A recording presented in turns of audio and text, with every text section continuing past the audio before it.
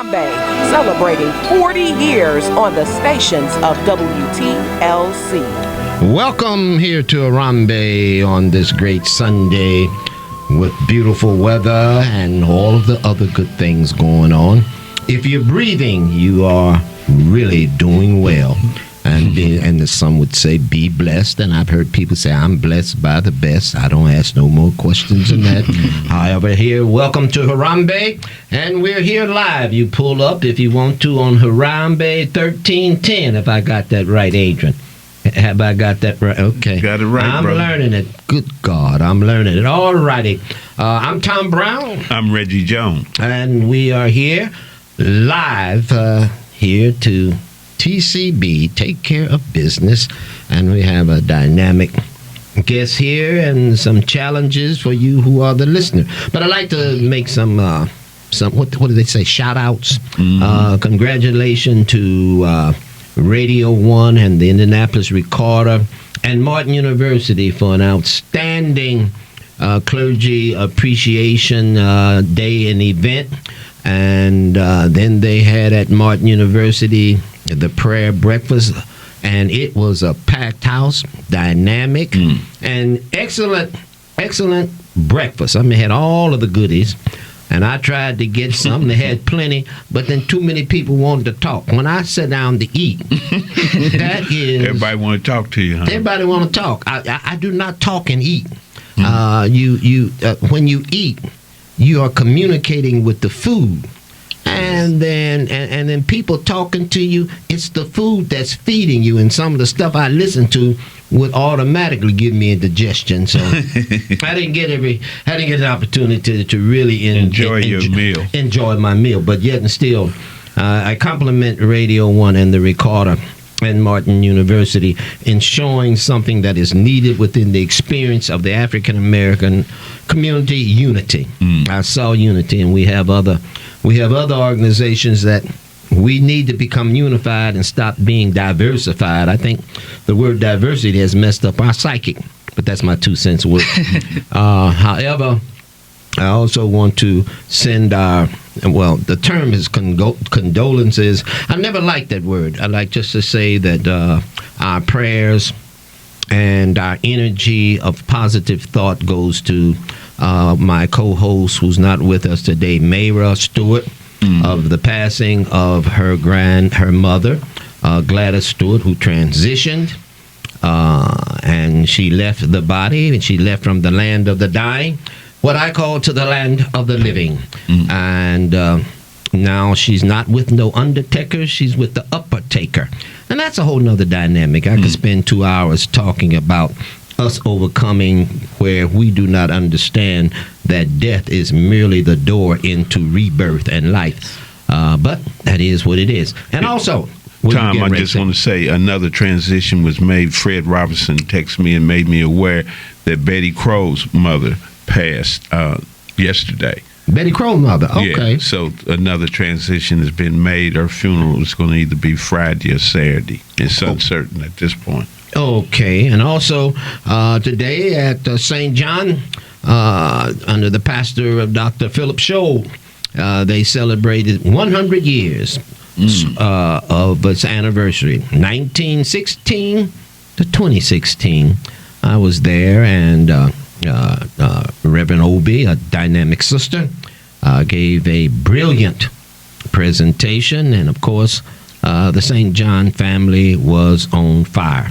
And I didn't have no water hose to put out the fire.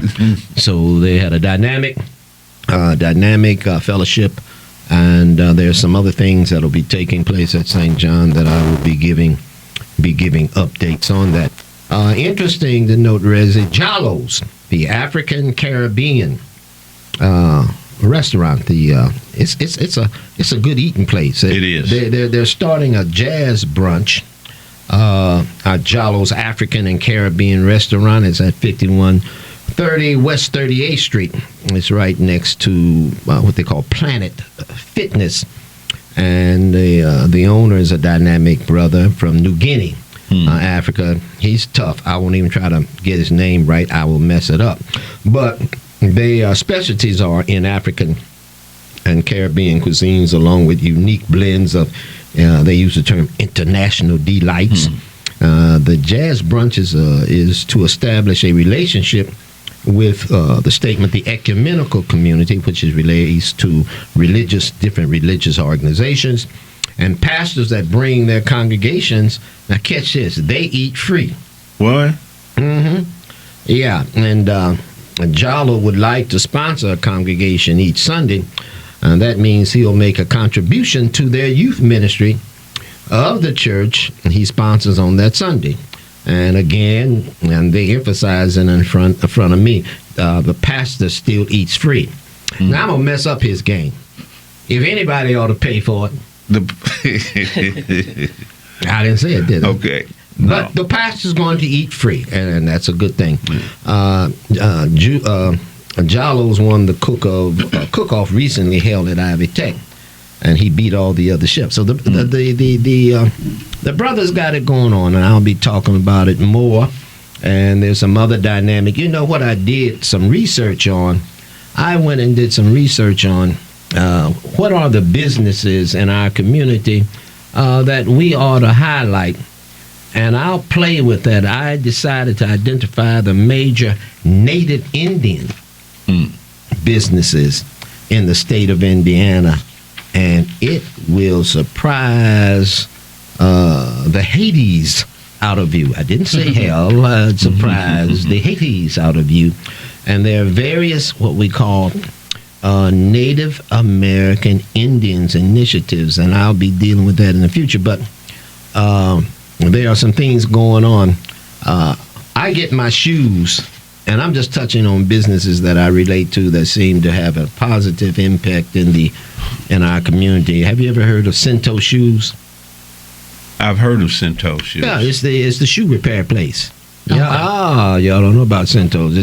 It's right off of Monument Surface, 33 South Meridian Centos down there. Yeah, shoe repair place. Yeah, he's got it going on. He's got all kinds of stuff. Yeah. If you want the best of ties, if you want the best of full genuine leather coats, you get the picture free layaway. And then he also does shoe repair. And nowadays you can get your whole shoes redone. I've been down there. He's done. Oh yeah, he's tough. And if you want to know more about it, you can contact him at his number, which everybody say Google, but you can contact him at this number, 632-5710. That's 632-5710. And then I was looking at something that I learned from my boy Joy Thornton, and people forget that Joy has been the only church that I know of, and I missed the last time, that gives an appreciation Sunday to the IPD officers. Oh, is that right? Oh yeah, Joy started that some years ago, and Pastor Joy Thornton has been successful in doing that, and somehow I've got to get with him. We do talk, but get with him. Let's talk about the dynamics of what Greater St. Mark is doing in respect to that, and we'll talk more about that. And I'm getting interested. I've been told that Jazz and Blues Club. Are you familiar with the Jazz and Blues Club, where the music, food, and community come together, and family friendly to bring the children? Open on Fridays. And are you familiar with that, Rich? No, I'm not familiar with that. Where is that? Well, I'm told you call a number. It's located at 2127 East 10th Street in Indianapolis, called All That Jazz and Blues Club. Sounds like they're trying to bring back the renaissance of what? The Avenue. Yes. And you can call, and it's called the All That Jazz and Blues Clubs, where live music takes place, and that's Friday and Saturday. Not the same that's going to be on Sunday. And but this is, and if you want to know more about that, you can call 457-1391. I better put my glasses on. 457-1191, and it's popping. And then the last business that is called Swansea's Auto Laundry. Is the oldest hand car wash in Indy. And they are family owned and operated since 1942. Good God.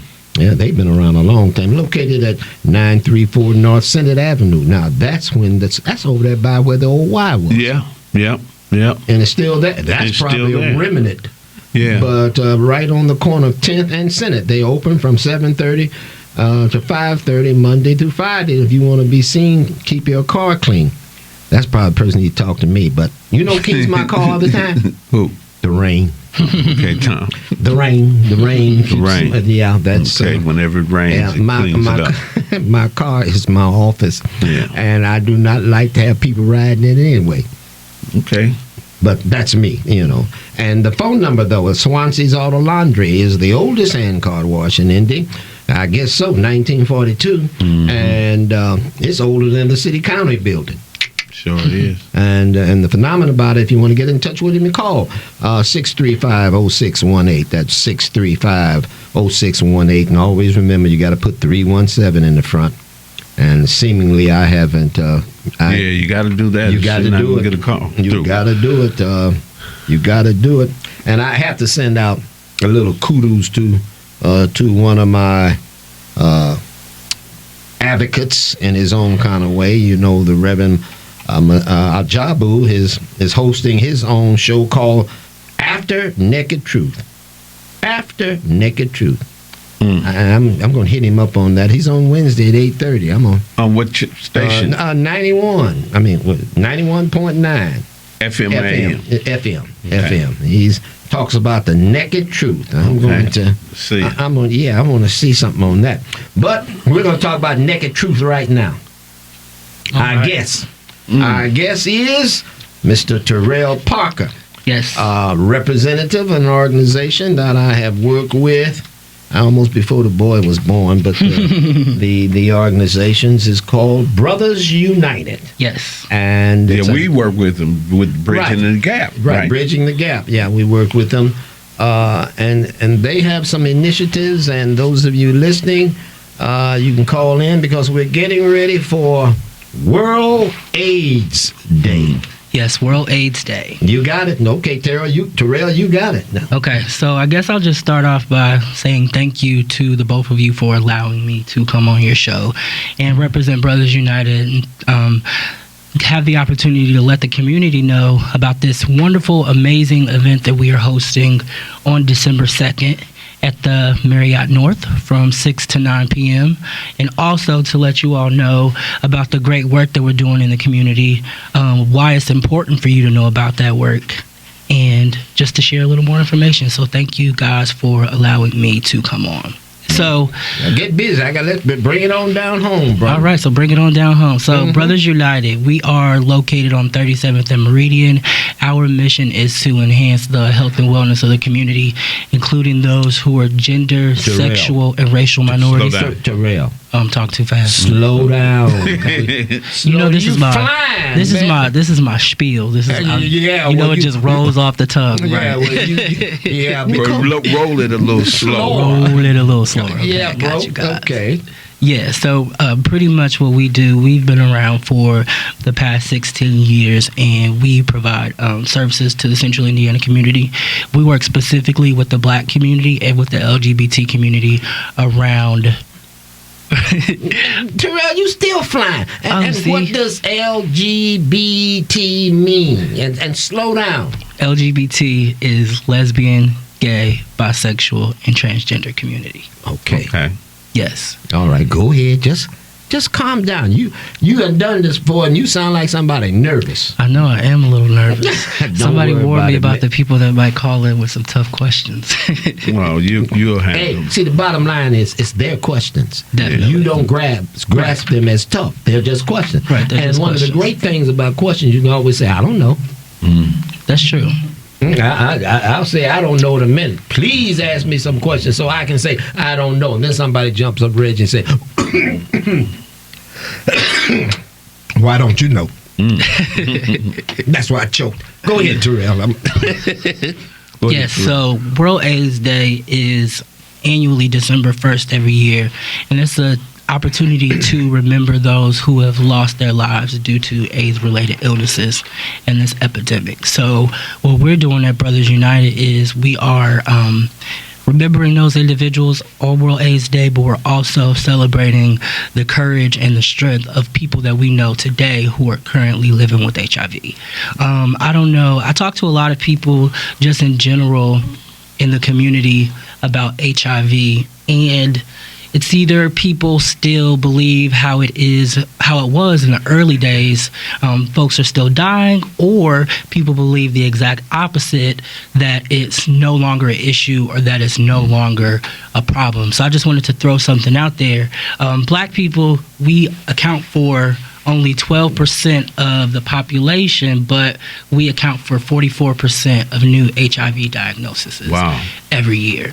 So that is why Brothers United is around, so that we can make a dent in that, so that we can reduce the number of new HIV infections every year, and also so that we can provide services for people who are living with HIV. Because in 2016, HIV is a preventable illness, but unfortunately, in the Black community, we are still overwhelmingly, disproportionately affected by HIV. So we have to start looking at HIV as an issue that is paramount to the Black community, because it's tied to so many other things outside of just who someone has sex with. So I think it's very important to know about those other things and to talk about them and to make sure that we really take the opportunity to educate our community, because, as I said, it's totally preventable in 2016. Mm-hmm. Let me ask you a question, because Bridging the Gap was a component that was involved with the AIDS project, and we went into the schools and talked to the students.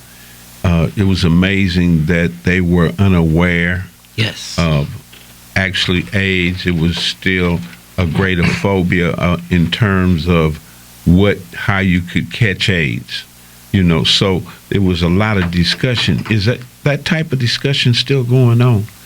I think there's definitely that type of discussion on just the fear and the stigma that exists related to HIV. I would say that it's improved. Most folks are a little more knowledgeable.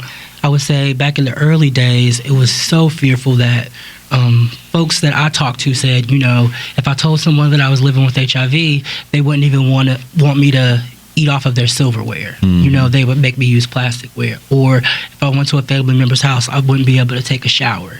So I would definitely say that the stigma has changed from those early days, but it definitely still exists, and that just people are still fearful about HIV. Some people still don't know the ways that you can contract HIV, which is through blood, semen, or vaginal fluid, and breast milk as well. So some people, I don't talk to as many people now that are worried about, if you sneeze on me, or if you cough on me, or spit, saliva, all of those ways have been proven not to transmit HIV. So I don't think there's as much stigma that exists, but I definitely believe that there's stigma that exists around wanting to get tested for HIV. Some people still believe that HIV only affects one population. Some people still believe that it only affects the gay community. But 1 in 20 Black women, the CDC projects, are likely to contract HIV within their lifetime. So it's not just a gay disease for gay men. It affects all aspects of our community. And as I said, although we only represent 12% of the community, 44% of new HIV diagnoses every year occur within the Black community. And when we talk about why, a lot of it does have to do with testing. Because in 2016, if someone gets tested, they come back positive for HIV, we have the opportunity to get them in medical care, get them on medication, and help them become virally suppressed. And the goal for anyone who's newly diagnosed with HIV is to help them get virally suppressed within the first 90 days. So I know viral suppression, let me slow down and explain that to you.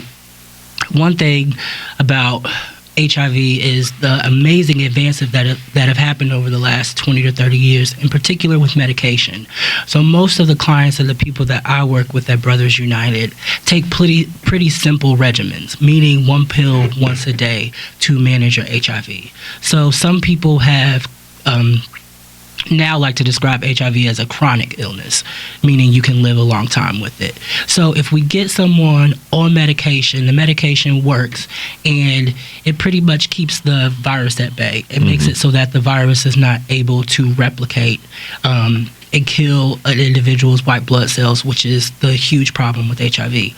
So the medication does that, and it works so that you have such a small amount of virus in your body that it's almost impossible for you to transmit HIV to someone else. Meaning there's a 96% chance if we get someone on medication and they become virally suppressed that they will not pass HIV on to someone else. So it shouldn't be such a huge fear for people anymore because we can deal with it, and that is a definite way to prevent new HIV infections. But for some people, let's say if I'm a young person and I want to get tested for HIV, but I'm fearful, I don't want to get tested because in the state of Indiana, we have what's called a duty to warn law, which means if you're a person living with HIV, you have to disclose your HIV status to everyone that you choose to have sex with. So for a lot of people, it's what happens if I tell someone my HIV status? Is that information private? Is it protected? Are they going to tell everyone?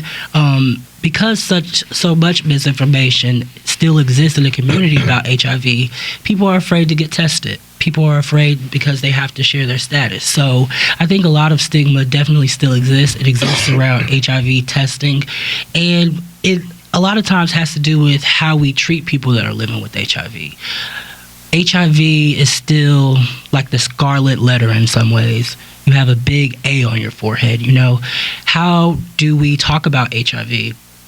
I know in my community, a lot of times when we talk about HIV or we talk about people that are living with HIV, we still look at it as is that person's fault or that person's responsibility, and almost like HIV is a punishment for some people, you know? And I think that plays a large part in how people living with HIV think of themselves, how they value themselves.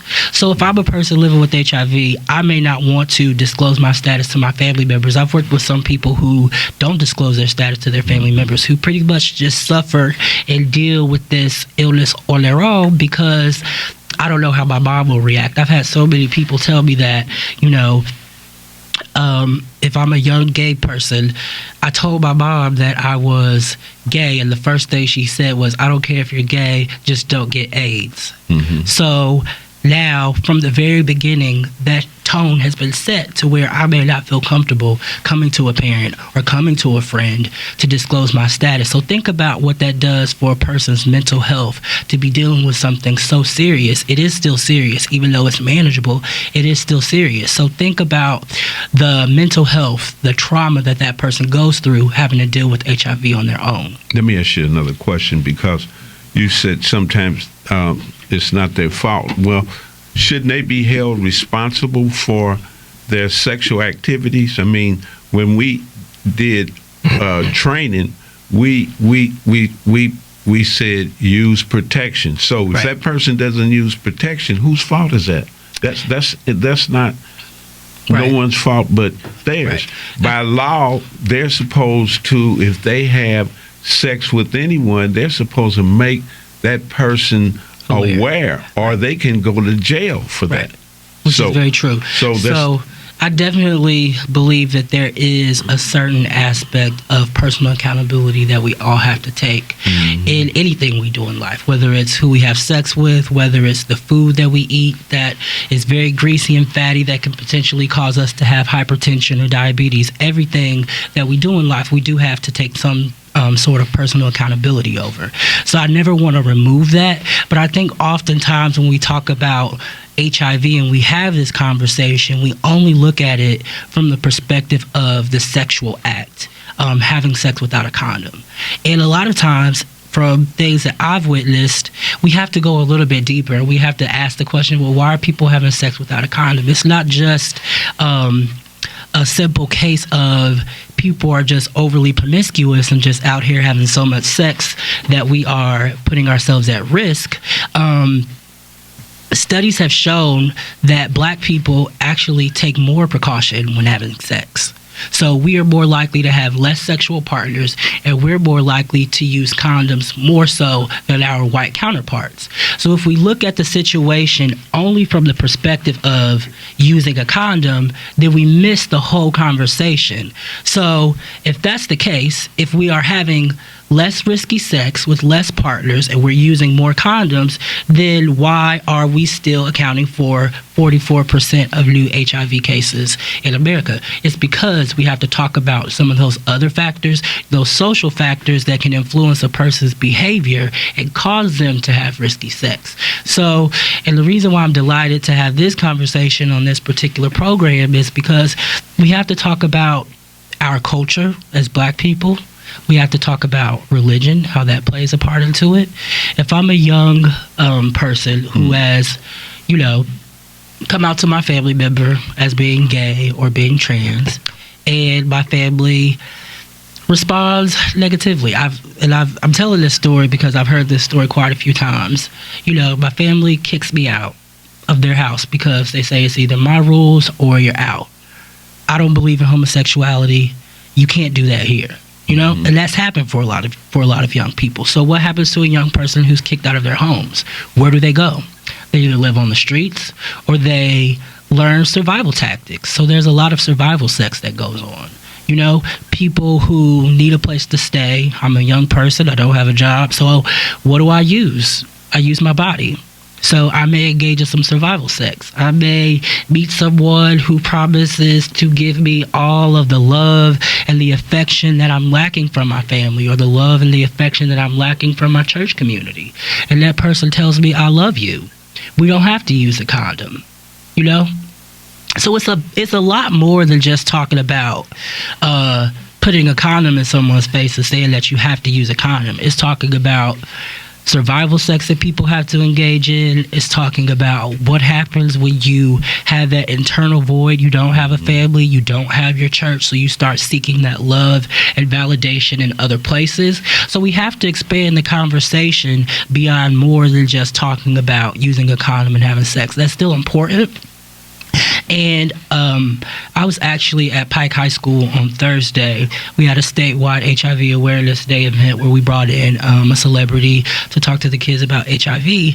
And we kind of rocked the boat a little bit too much. I think we might have. There was some communication issues, so we weren't aware of some of the things that we weren't able to say and that we weren't able to do. But from my perspective, it just showed how much sexual health education is not happening in schools. Mm-hmm. So if it's not happening in schools, if parents are uncomfortable having that conversation, then how do our youth get educated about proper condom usage? I tried to share a story about an experience that I had to kind of illustrate why it's more than just saying put a condom in someone's face, about do you know how to use a condom correctly and what happens when you don't use the condom correctly. But my microphone got yanked because it was a little, I think the conversation was a little too risque. But I just say that to say that kids don't have sexual health education, Kids don't know. They're not kids, they're children. I was wondering, you said it 3 times. I was wondering. Oh, we don't use the word kids? Right. Okay. Okay, youth.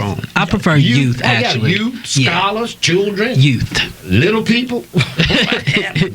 The youth don't get that sexual health education either.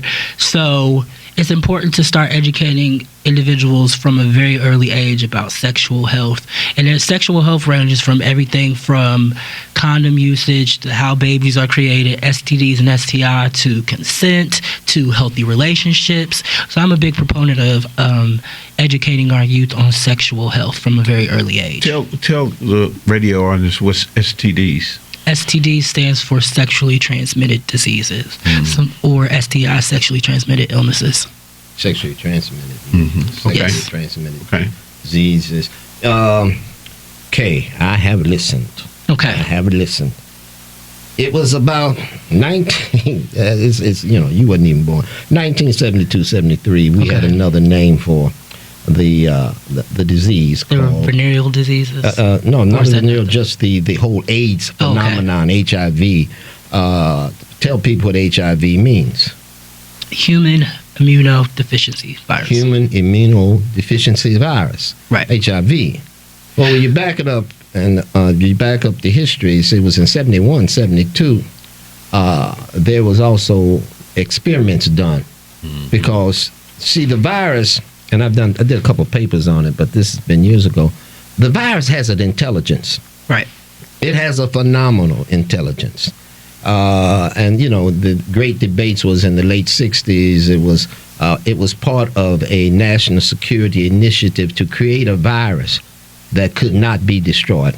And we have a personal friend of ours who's now deceased, spent some time with me, who worked out of the military, and I won't call any names, that talked about, Tom, we've got a disease that we can't destroy. And they didn't use the word disease. We have a virus. Mm-hmm. Virus, people understand. Viruses have an intelligence. There's an attack, it says, between the white blood cells and the red blood cells. And so that virus comes in and masks itself.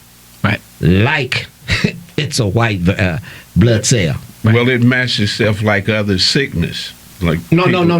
I'm just talking about that entity itself, that intelligence. Okay. It comes in and it makes like it's a white, and it manufactures itself over and over. Right. So and it over. attaches the white blood to the white blood cells. Right. And then after an end of 3 or 4 months, all of your doggone red blood cells lose that's why they say immune to fight, because it's like an army.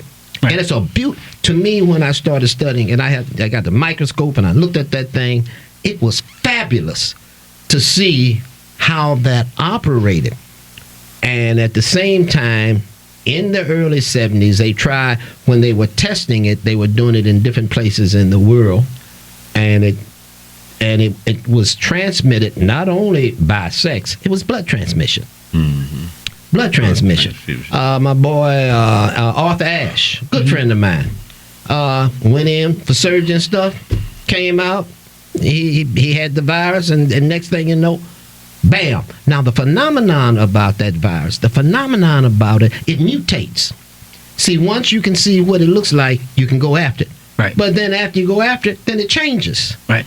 It changes form, it changes. I said it's a phenomenal research. Now, I'm looking at it from the scientific mode. Okay, let's go into the social. Okay. The social dynamic, and what you were talking about. You came up with a term that is very interesting to me. You call sex strategy.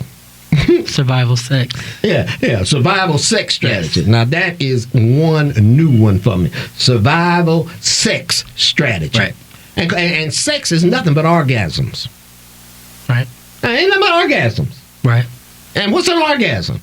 You either have it when you're sleeping and dreaming, or you have it when whatever you're doing. Now, this is me. So any of y'all listening, I know somebody's going to start calling in. I'm just telling you. And then there's another crew. But when I was over in India, back in the 70s and late 60s, and let's come back to the word homosexuality. Okay. It's millions of those who choose to be eunuchs, and I didn't realize until I got there, to be eunuchs. And then I would have to explain eunuch in a more detail, because in India it's very different than what people think it is. But at the same time, men who wish to be women, right? Many of them they wish, and here's what they do that I don't see. Is your perspective is that's a choice? That's a choice. It's a beautiful choice. Your perspective. But what is beautiful about it, guess what? They unite. Right. And do things together, and do not worry about getting other folks' acceptance. And this is where I have my hard line. Look here. What is the let's use the word, the LGBT community doing to unite themselves, develop their own economics, develop their own sociology, develop their own educational initiatives, versus trying to get a system to accept you when you first can accept yourself and unite yourselves? Why isn't that being done? Why isn't that being done? That's a great question. I don't think anyone's ever asked me that question in particular, I think when you talk about the You've LGBT, accepted yourself. Yes, I've accepted myself. And your 150%. brothers, all of you all, your Yes. brothers and your sisters, and Yes. most of the people listening, have had some kind of encounter. Yes. But the phenomenon about it, it's real. I Mhm. mean, it was real back in our day. Mhm.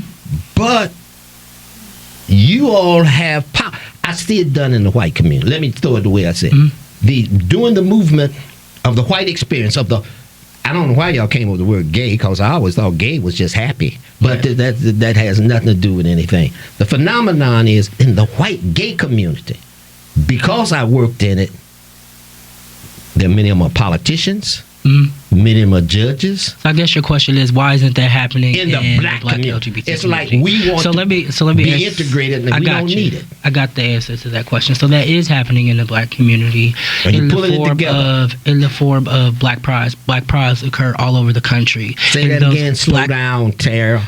Black prides occur all over the country. Black pride. And black prides specifically. Prizes or pride? Pride. Okay, good. So Black Pride is a space where you can celebrate both aspects of your identity, part of your identity that means being black and part of your identity that's LGBT. Because the So what's interesting the thing, difference? there is a difference, and I think There's that a most difference. and You're I black think in that there. What's the difference? and I think that most people don't realize that. So let's say, for example, if I'm a black LGBT person, I kind of exist between two worlds. I exist between the world of the larger LGBT community that might not accept is me, white.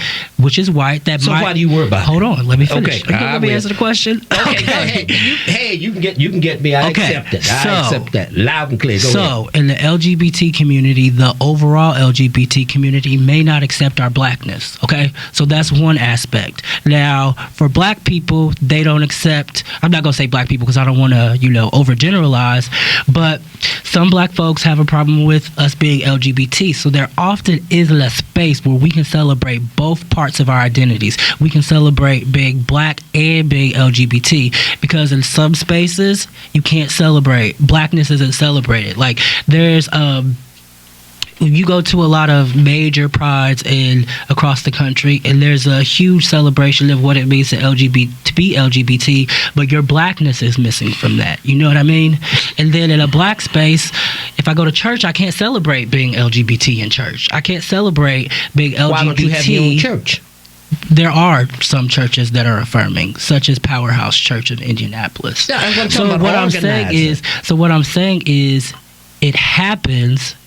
But what I like to do is push back and say, if we're really one black community, and I'm going to throw this out there, if black lives really matter, then LGBT lives must be included in those black lives. And I think a lot of times we as a black community, we ostracize our LGBT brothers and sisters. Well, don't you think that's based upon culture? Hey, Reggie, I want to hear it all. Let him finish. So we That's just me ostracize. acting. So we have a shared experience as black men, okay, across the What board. about black women? I'm talking about us in this room right now. okay, Just us okay. in this room right now, so that Okay. y'all can relate to me. We have shared experiences as a black man. You know what it's like, and I know what it's like to be driving down the street and see a cop in the rear view mirror, and to feel that nervousness and that tension. We have a shared experience as black people. Okay? Right. Go ahead. At the end of the day. So when we say And Black slow Lives down. Matter. You're flying, slow down. So when I'm we giving say, you some time today, so you don't have to sweat it. Okay, so when we say Black Lives Matter, we got to include our LGBT brothers and sisters in that fight. So yes, we do have spaces where we create our own spaces, like Indiana Pride of Color, which I'm the chairman for, and we host our own event here in Indianapolis the first weekend of August each year, where we celebrate being black and LGBT. We celebrate our impact that we've made on the world, such as Bayard Rustin, who was Martin Luther King's right-hand man, who was an Very openly gay man. personally. So we have to I create start calling his name to spaces. scare a lot of other folks, so we'll let So them it's keep their important. privacy. So it's important for us to have those spaces, but at the same time, if we're really going to be a united black community, all black people must be a part of that movement. And I'm here today to push back on the black community that ostracizes us. If we're really How one do you push community, back when you say push back? See, I'm trying to learn your conversation. Y'all generations push back. What push back? Sitting in this chair, push the chair back. But I'm trying to learn this generational language. Yes. And bring you back to the question. You make your choices, and you've done a good job. Now, me pushing back is saying that I don't believe that it's a choice. For someone, like, I don't know what ain't a choice? My sexuality isn't a choice. And the reason why I say my sexuality isn't a choice, I want to hear this one. If you would know what it was like to be in my brain as a 17-year-old trying to figure out who I was, if I wanted to love men, or if I wanted to love women, then you would understand that it wasn't a choice. That gut-wrenching feeling that you feel. You chose to experience it. I chose to live my truth. That's a choice. I chose to live my truth. That's a choice. I chose to live my truth. Ain't that a choice? It is a choice, but And my sexuality is not my choice. To live in my truth is a choice. There are still men. And your sexuality, isn't it a there truth? are still men and women who are having sex with the same sex, but aren't living openly. Okay, so my choice was to live my truth. My sexuality was not my choice. To live my truth was a choice. My sexuality was not a choice. So your sexuality is not a truth? My sexuality was not my choice. Is it a truth? My sexuality was not my choice. Oh, you really hanging on it. Okay. Let me get back in the conversation. Okay. I want to get back in the conversation. And just to go even further, someone who's transgender that's not a choice. You know, like research has been done specifically on the brains of individuals who are transgender. Your gender that you identify with is hardwired into your brain. So even if I'm born as a man, it's hardwired in my brain how I identify. That's a fact. Is scientific. So we know that being transgender is not a choice. But it's a truth. It is a truth, but it's not a choice. You came here because of a choice, didn't you? Yes, I did. You came here before it's a choice, right? I did, right. Number one, and the truth is the choice. Yeah. You can live a lie. Yeah. You can't live a lie. So you made a choice. Anyway. I made a choice to live my truth. Thank you. Right. I'm not arguing that. And your truth is your beingness. Yes. It may not be for somebody else. Yes. But your truth is your beingness, and you chose to be your truth, even though others say it ain't. Right? Right. So you made a choice. I agree. So now, can I still ask my question and get back in it? Do you have a choice? Do I? I'm just messing with you. I do. From the standpoint of our churches, you know, and what what they've been taught all the way through abominable damnation with homosexuals, and then you say, but I want them to accept me when they have been taught that was a sin. So how do you deal with that? How do you expect someone that's going by what they've been taught, what's been preached, and then all of a sudden you say, hey, you're supposed to love me? Right. How do you tell someone that? I think you have to understand that religion or our spirituality is at the core of who we are as human beings, essentially. And I understand that because from a very early age... When you say spirituality, what do you mean? Spirituality or religion, some people view it as different. Some people view religion as being more organized. Spirituality is an individual connection that you have with a higher power. So some people like to make that distinction because some people have been hurt by religion, meaning they've been kicked out of their churches. Women who were pregnant having to come up to the front and, you want to take some calls? Make that announcement. So the difference is just pretty much understanding that you have a personal relationship to God regardless of religion or church. That's spirituality. Hey, guess what? And that's a choice. That is a choice.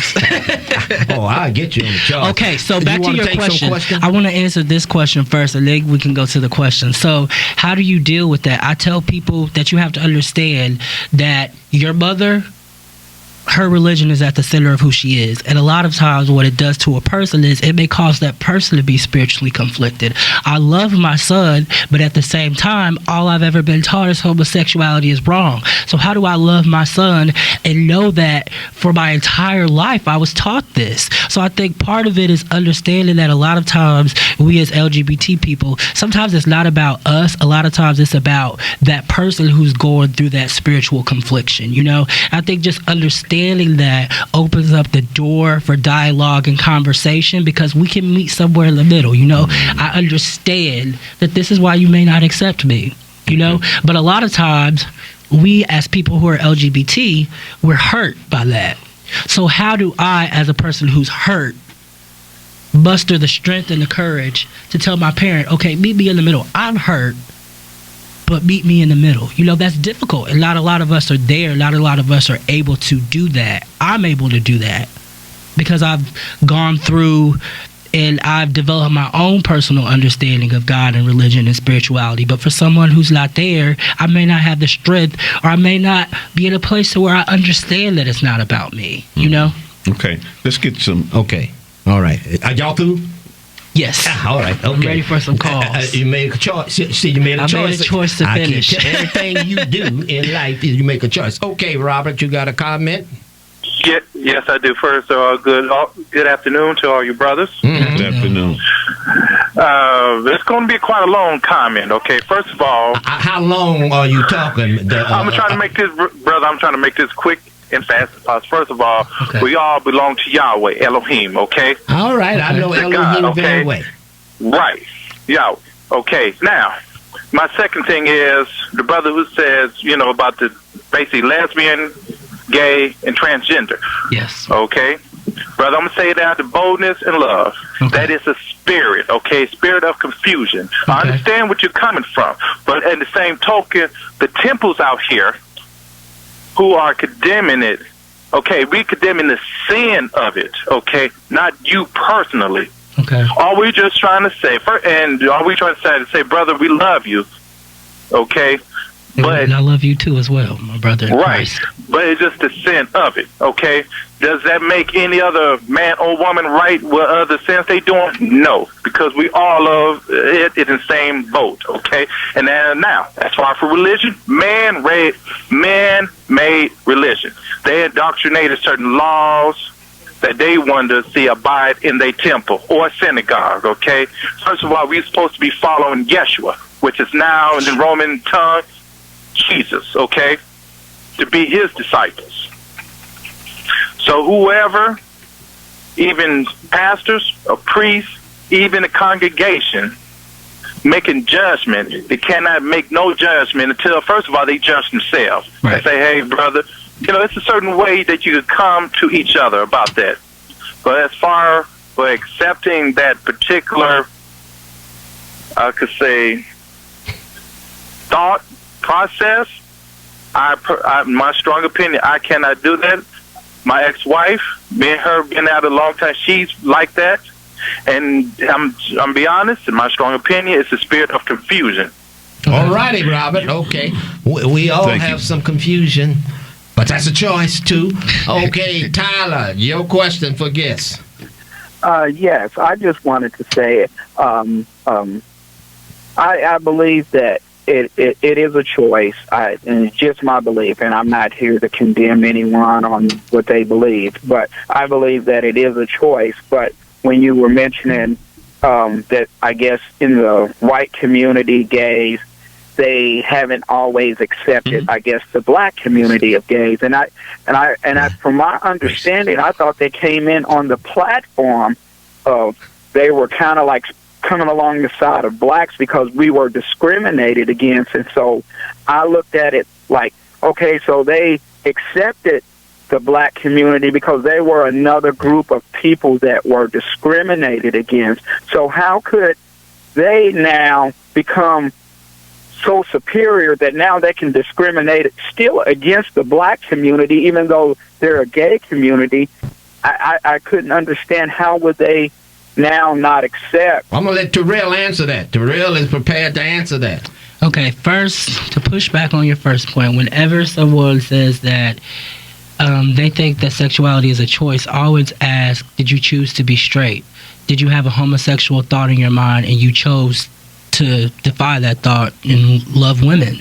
And most of the time people answer no. They've always just had a desire for women. So sexuality works both ways. You don't choose to be heterosexual, you don't choose to be gay. Okay? So to answer your second question, I learned something in sociology. Whatever happens to the dominant majority culture eventually trickles down to subcultures. So the LGBT is a subculture of the majority culture in America. So if the majority culture in America, and I'm not going to say the majority of America is racist because I don't want to say that, I don't want to like really ruffle any feathers, but if racism exists in America, meaning then why would it not exist in smaller LGBT communities, which essentially are modeled after those larger communities? So if racism exists in America overall, then it will exist in every fabric of America, whether it's LGBT, corporate America, in every fabric of America, racism exists. Can I think say that's one pretty thing simple. Can I say Go one ahead. thing to what you were saying about the being or choosing to be gay, and like when you wake up or when you have that thought?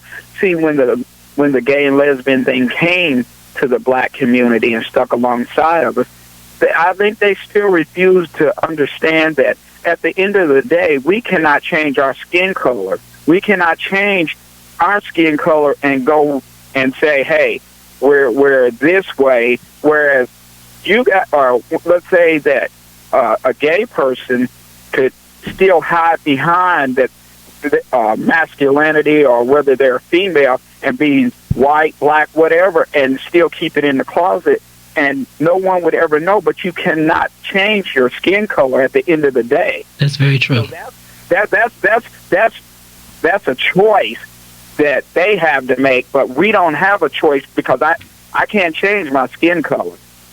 So Exactly. I know you explained at the end of the day how you wake up and have these thoughts. I can't wake up and say, hey, I wish my credit score was 850 because I always have this closet thought that being black, my credit score is always starting at a lower level than, let's say, a white person that, when they're born in this world, they already be given the benefit of the doubt. Okay, Tyler, we got other callers on here. You're giving me a thesis, but I appreciate it. Okay. Thanks, Tyler. Thank you. Anonymous, you got a comment and a question for guests? Yes, can you hear me? Yes, I can, Anonymous. Yes, my first question is that isn't it true that God ordained marriage between a man and a woman? That's my question. If that is the version of the text that you choose to believe, then yes, it is. Yes, and it also says that marriage was instituted by God. It was set up by God for a man and a woman. And you can take it all the way back to Genesis with Adam and Eve. It was God that ordained marriage. Now, my comment is this. There is no question about homosexuality and lesbianism being wrong. It's right there in the book of Romans, and it's there for everybody to see. And that The depends problem on that how we- you read the text, though. No, Because I that's can just read how the it text is. and interpret it a different way. That's just how it is in Romans. That's just how it is. And I The respect thing that is, that's what you've been the taught. thing is, well, wait a minute. See, first of all, everybody has their own opinion, so you need to listen to what I'm saying. Okay.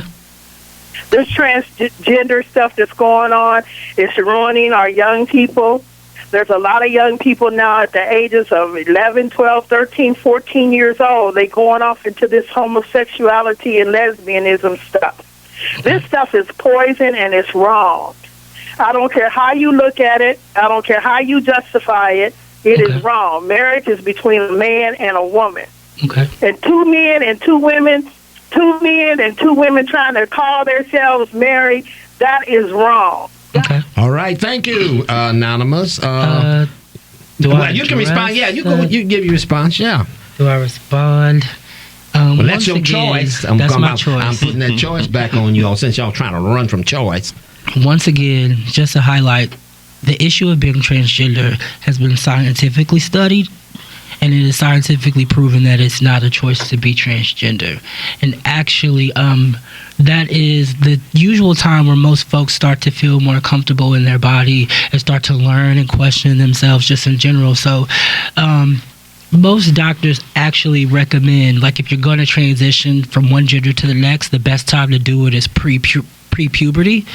But that is a whole different issue that I like to say that it's the parents' responsibility to deal with. I can never say if your child came to you at 13 or 14 and told you that they identified as trans, what you should do personally. That's definitely something that the parents should handle themselves. I guess my question, and I'm sorry that she left the line before I had the question to answer it, when you say that it's ruining our culture, I guess my question would be in what way? Because homosexual LGBT people have existed since, I was going to say the beginning of time, but I won't say the beginning of time, but they've existed for thousands. They've existed for thousands of years. Someone once told me if it wasn't happening, then why were they writing about it in the Bible?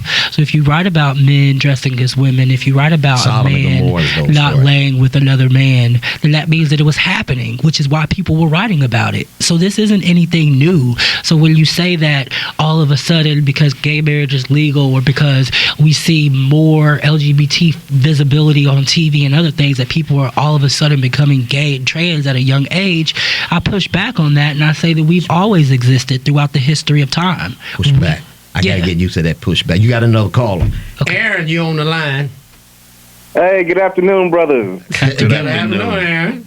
How we all doing? Hey, my question is for the gentleman. Sir, have you ever heard of a group or organization by the name of Exodus International? I've heard the name, but I can't think. I'm not too familiar with them. Exodus International. They were a group. They're a former organization now. They've now disbanded, but they were around for about 40 years. And it was one of these groups that made these claims back when they first started that they could actually cure people, of their homosexuality. Okay. And in their claims, it's been reported that some people they were actually able to quote unquote help. How do you and some of your associates there where you work, how do you guys respond to claims like that from groups, regardless if they're active or inactive as Exodus is? Because they were around for quite a while and purportedly had experienced some kind of level of success. Like, what do you say to that? How do you respond to that? Like, what is it about these individuals that supposedly were able to get quote unquote help and were cured or something like that? Because I've got my opinions. I'm interested in hearing how you respond to something like that. When a group or an individual comes along claiming to have found, a remedy, as if you guys are sick. And I'm not saying that you are, but I'm just saying that there are groups out there like that. My response is simple. How do you interpret, My response is simple. I categorically deny that. I don't believe that to be true. Actually, President Obama just banned conversion therapy on a federal level because it's been proven not to be effective and it's been proven not to work. So I personally don't believe it. But I am willing to meet individuals in the middle and understand that folks have a high connection to spirituality, and if you believe that God is the ultimate healer and can heal you of all things, then I would understand why a person would believe that someone could be healed of homosexuality because of that relationship they have with the Lord. I personally don't believe it because it has been proven not to be true. It has been outlawed federally, but it's not my job to beat you over your head and tell you that your theology is wrong, Right. So I think that sometimes when we do that, we don't allow space for dialogue and conversations. So I personally don't believe it. President Obama doesn't believe it. It's been federally banned. But if you choose to believe that, then that's your choice. I'm glad that you mentioned the initiative or the ruling that he passed on that group, because it's actually, I apologize everybody. I know we have these time restrictions on our show, but it's actually a two-parter question. Of the two main candidates that we're following here on the election and everything like that, aside from Gary Johnson and Jill Stein, there at where you work in your office, and I don't know how you guys broach the topic of this, this national election that we have going on, but what's the general consensus between you and some of your constituents about which one of the candidates best seeks to, make sure that you're your rights, that your privileges, that your way of life will be taken care of. Like who Right. do you back? Can I ask that? So I can say who I back personally, but this is me not representing my organization because we're a non-for-profit and we can't endorse a particular candidate. Just tell me and the other listeners on the radio who do you think best? Who do you think gives you the best chance for your interests to be looked out for? Yeah, he said Obviously, Hillary Clinton. And there are a number of issues that are important to people, to LGBT people, but there are also initiatives that are important to people living with HIV. Funding is being dramatically cut for people living with HIV for supportive areas and services. The Ryan White Care Act is in jeopardy. HOPWA, the Congress just passed something expanding HOPWA, which is housing opportunities for people living with HIV/AIDS. But HOPWA still needs about $20 million if it's going to be effective in providing services for people living with HIV. So at Brothers United, we actually did voter registration as a part of a Super Tuesday initiative that we do the first Tuesday of each month, just to show people that voting is advocacy, voting is important, and it's particularly also important for people living with HIV as well. And I don't think that is often talked about or discussed in the media. Okay, we got to take a break now. We hit the top of the line. We take a break, and those of you who have called in, hold the line as we move on to our second segment here on Harambee AM 1310. Tom Brown, Reggie Jones. And we'll be right back. Welcome back to Harambee here on AM 1310 The Light. We are live as we talk about the phenomenons of what my Brothers United are trying to do. Brothers United Incorporated deal with a major presentation on World AIDS Day, where we give recognition and we try to bring into the communities your attention to the positives and the negatives as it relates to the what we call the crisis of HIV/AIDS.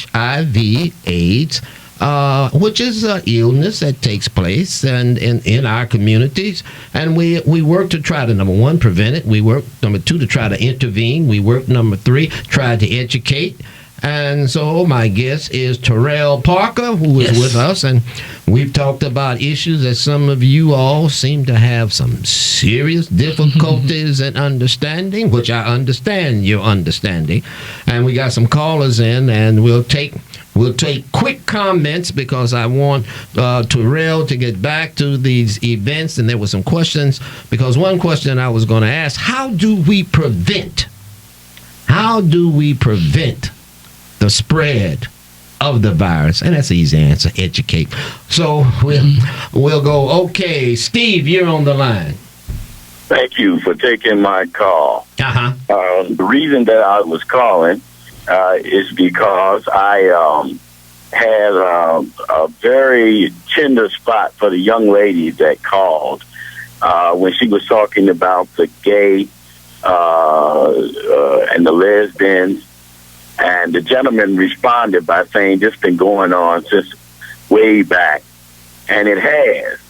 But the problem is that now society is trying to accept it. And the gays and the lesbians are coming out of the closet. That young lady was right. That is not the order of God. It's a woman and a man, and that's what creates a family. But if you can't have two men creating a family, and you can't have two women creating a family, and you confuse the child by who you calling mama and who you calling daddy. Okay. And so I think the spread of this disease is because of this unnatural process that's been taking place. All right. Thank you for your comment, Steve. Thank you. Anonymous, you're on the line. Comment for guests? Yes. I just really wanted to respond to that one. Oh, you want to respond to Steve? Okay. Yes. Anonymous, wait till Steve. Just you can respond my one response to that is that studies have shown that children who grow up in LGBT families, children that grow up with two parents of the same sex, are actually do better academically, socially than children who grow up in heterosexual households. I mean, that's just studies have shown. And studies have shown most people aren't confused. You don't call one person mom, one person dad. You just call both of them dad or both of them mom. And it's. I also read another article, a study that was done that said LGBT same-sex parents actually do better because both parents adopt kind of the role of both parents. So they adopt the role of mother and father, so there's often less conflicts as opposed to disciplining the child, raising the child, household responsibilities, due to them adopting the behaviors of both parents. Okay, next caller. You answer. Yes, I just wanted to say, as of a mother, as tears rolling down my face, my son told me he was gay, and the devil is a lie. Baby, young man, the one who's talking, it's called deliverance. That's what we need, okay? And so I'm just asking for prayer once I hang up this phone, because see, my soul is sleepy, and my heart is tightened up, It's okay. Just breathe, ma'am. Just breathe. Just breathe. God's in control, but it's not right. No matter what you say, how good you doctor it up, but we're gonna leave that alone, and I'm gonna keep you in my prayers tonight, and you're gonna be all right. You're gonna be a walking testimony. Okay, thank you, Deb. Don't take care. How do you respond to that? I respond by saying that I understand, because I don't know when her son told her that. I don't know what their relationship, but I understand it's a difficult thing for a parent to deal with, because of exactly the question that I was asked earlier. Like I said, religion and spirituality is at the core of who we are, so we've been taught this our whole life. So how do I grapple with the fact that my son just told me that I'm gay? But I guess my question to the parent would be, would you love your son any less or any differently? Is he any less of a person because he told you that? I like to consider myself, and I like to think of myself in this way. Some people may disagree with me. You may say, yeah, all that's good, but the Bible still says that homosexuality is wrong. But from my perspective, all of the goodness that I provide to the world, all of the service. You didn't mention you all's Bible. I thought you would at least say there is a Bible. Right. And see, I've read the whole Bible. I mean, I've read that Bible. I haven't read that Bible. Well, I mean, if you're going to be into the Bible, you ought to be reading the Bible that the gay community has put together. Which Bible is that? No, don't you serious? No, I'm serious. Which Bible is that? Well, I don't want to use the word gay Bible. Because I've never heard of a gay Bible. This is serious. I've never heard of a gay Bible. Oh, yeah. None of my friends have ever read a gay Bible, so I don't know. Because y'all ain't doing your reading on that. I get on your case. So, and it's not. But you can go on to what is that thing y'all go on? Google. You can go on Google, because I had the original listing of the Bible, but it's the Bible of the gay population. Never heard of it. It takes Genesis all the way through Revelation. Never heard of it. It uses the language in the original Hebrew, and I'm saying gay Bible. I have a problem with the word gay. Right. It's gosh, and the I'm looking at it. Bible. Yeah. But it's not. You see, the Bible is literature, and see, we take the word Bible. That's a whole nother. So, but to answer, I want to finish. Go ahead and my answer point that I was making. Go ahead and respond. I look at myself as a person who is truly doing the work of God. And the reason why I say that is because we work with the people who are ostracized, who are outcasts, who are kicked out, who often people don't want to work with them. We work with people who are substance users, alcoholics. We work with people who are sex workers, prostitutes. We work with people who have mental illnesses and diseases. We work with people who are living with HIV. And when I think about the work of Jesus Christ, are those not the people who Jesus walked with? Are those not the lives that Jesus Christ still touched? So I am anointed by God. I am doing God's work and Jesus' work.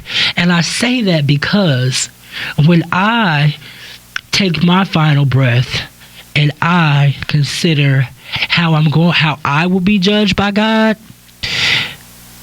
all of the amazing work that we do for the community, all of the people's lives that we touch, all of the people that we give food to, that we help become housed, that we provide services for when your family and your church don't want to talk to you. Am I going to be judged by those things, or am I going to be judged by the person that I laid down with that night?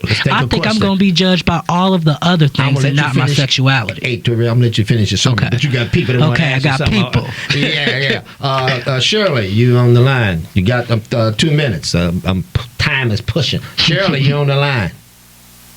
Shirley. I just want to say hello. Hello, go ahead. We hear you. I just want to say to the young person, you're doing a better job in standing in your truth and giving information than half of those running for office right now. Keep up the good work. We at least know where you are, know where you stand, and state your purpose and stay in your truth. Thank you. All right, thank you, Shirley. Okay, Robert. Comment. Good afternoon, gentlemen. How you guys doing? All right, Rob. I'm going to throw something at you guys. Well, hurry up and throw it, because I'm on the clock. Okay. I'm going to have to push back, whatever you mean by that. Okay, go ahead. Okay. They keep quoting the Bible. Whether it's true or not, it says it's abomination unto the Creator. It didn't say it was abomination unto us.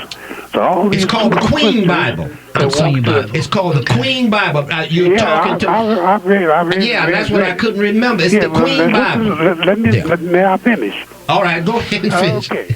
What I'm saying, all these so-called super Christians that want to judge these people, you cannot have it both ways. He said it was abomination unto him. Yeah, sure. The Hebrew Messiah said in the last days it would be just like Sodom and Gomorrah. And that's what it is today. You can't have it both ways. You know, I don't have anything against anybody's lifestyle. I'm just glad it's not me. Okay. You know, it's not my job to judge people. Right. That's the Creator's job. He would take care of his business in his own time. All right, Rob, I got you. You know, we on the same page on that. Tell us a little bit more about the you know what we're supposed to be talking about. Yes. So, I came. If somebody wants to give you some money, how do they get in touch? Who they get in touch with? Right. So I came to talk about our World AIDS Day event on December 2nd. We are talking about HIV. And you know what, Terrell, you came so early. You know, folks forget. You're going to have to do this. And I know, I'm about to come again. You ain't lying, because... I'm welcome. Anytime you need me for a conversation.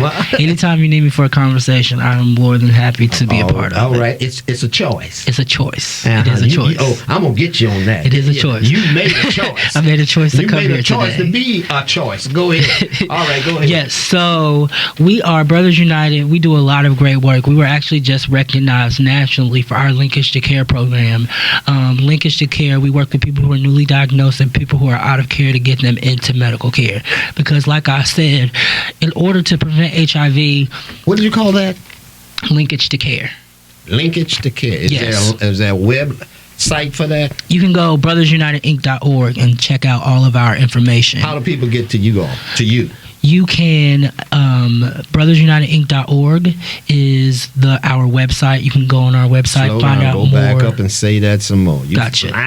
brothersunitedinc.org is our website. You can find all the information about the programs and the services that we offer. You can get involved, fill out a volunteer application. You can also donate. So we were nationally... Donate what? Donate money to support the organization. We were nationally recognized by NASDAQ, which is a National Alliance for State and Territorial AIDS Directors. So they search for programs that are effective and work, and our program was selected as a national best practice for engaging the young black community into care. Because the thing about HIV is if we can get people into care, get them on medication, get them to be virally suppressed, then like I said, it's a 97% chance that they will not pass the virus on to someone else. So we were nationally recognized because of all black people living with HIV in America, we speculate that only about 24% are virally suppressed, meaning only 24% of black Americans cannot transmit HIV to someone else. So we were nationally recognized because 75... How did y'all figure that out? I'm just looking at when you said that we can't. You say we can't transmit? Right. Cannot. If you become virally suppressed, meaning you take your HIV medication correctly, and the virus is limited in your bloodstream, then you cannot pass it on to someone else. Right, you cannot transmit it to someone else. You got to balance with your medication. Exactly. So we were nationally recognized because 75% of our clients are virally suppressed, meaning that we are the best in the country at reaching people and getting them into care because we care about people. We work with anyone. We're non-judgmental. We go the extra mile. We take people to their doctor's appointments, help them deal with their diagnosis, help them find housing, help them find food, and this is the reason why we're successful. So we're a nationally recognized organization right here in Indianapolis. We're doing great work specifically within the black community, and we are making an impact on HIV here locally. But we actually just got word that although we were nationally recognized, our funding for that particular program has been cut. Why don't you talk to your representatives about get in touch with your congressman? Yes. Get in touch with your reps. Yes. And see, you all got to be aggressive. Right, we're doing that. We're doing all that. We're I ain't heard about it. Y'all ain't told me about it. That's why we're here today to tell you all. That's why I'm here today to tell you all about it. I was supposed to be knowing about this way before that. Well, this actually just happened within the last 2 weeks. We just got noticed that program, the funding would be cut. So that's why it's important for people to support Brothers United, for people to come out to our World AIDS Day event on December 2nd, and so that we can continue to do the great work, meaningful work, impacting people's lives, giving people hope, and helping them stay healthy. That's what it's all about. It's all about being a community, helping each other out, and Brothers United is that organization within our community. So you can go to brothersunitedinc.org to donate money or volunteer. You can give us a call. 317-931-0292 is our phone number, or you can come see us 3737 North Meridian, because we need support, because at the end of the day we are still an organization that is for the black community. We're for all communities, but we were historically founded because resources were not being allocated to black communities to tackle HIV. So that was why we're founded. So at the heart of who we are, regardless of whether it's LGBT, we are still an organization for communities of color, and it's important that we support these organizations because we often do not receive the funding and the resources that we need to do our jobs effectively. So that's why we need the community support. All right, Terrell, you've been listening to Terrell Parks, a dynamic young man who is an advocate, and you'll be hearing more from the Brothers United. And of course, you've been listening here on Harambee. We're about ready to make our adjustments as we hit our next segment, Indy, and I always tend to mess that up, but I do want to instant Indies. Inside Sunday. Boy, I sure messed that up. Good God. Anyway, like just remind folk, jolly old specialties in African and Caribbean cuisines, along with a unique blend of international likes. It even sounds good to me. He has excellent food. I can say that real good. And then we got United Services by auction and do appraisals on estates and estate sales and auction services, large or small. I am a licensed auctioneer. I buy old watches. I got a bunch of them. 1960 furniture, silverware. And now this is an auction. Old rugs, books, and gold coins. And ain't nobody going to give away no gold coins, but I'll buy them. All right. You can call 501-3773, area code 317. Of course, Cinto Shoes, located 1 block. Now, that's a fabulous shoe. I mean, he's good. And I go there, and he's got everything you want right there at Meridian, right on the other side. It's 33 South Meridian. Also giving kudos out to the Jazz and Blues Club, where live music, food, and community come together. That's somewhere you need to go check on that, Terrell. Yes. And see what's going on with that. Then you got Swansea's Auto Laundry. I like the way they say that. It is the oldest hand car wash in Indy. They are family owned and operated since 1942. Now, they got it going on. It's right there at 934 North Senate Avenue. So I'm throwing these all out to those who support us and what we try to do. Turning it over to you, Ethan. It's now your ball game. And as my dad used to say to all of you all, may the Lord take a liking And we'll see you next week on Saturday, and then we'll pop it on Sunday. This is Dr. Thomas L. Brown, hoping you have a great evening.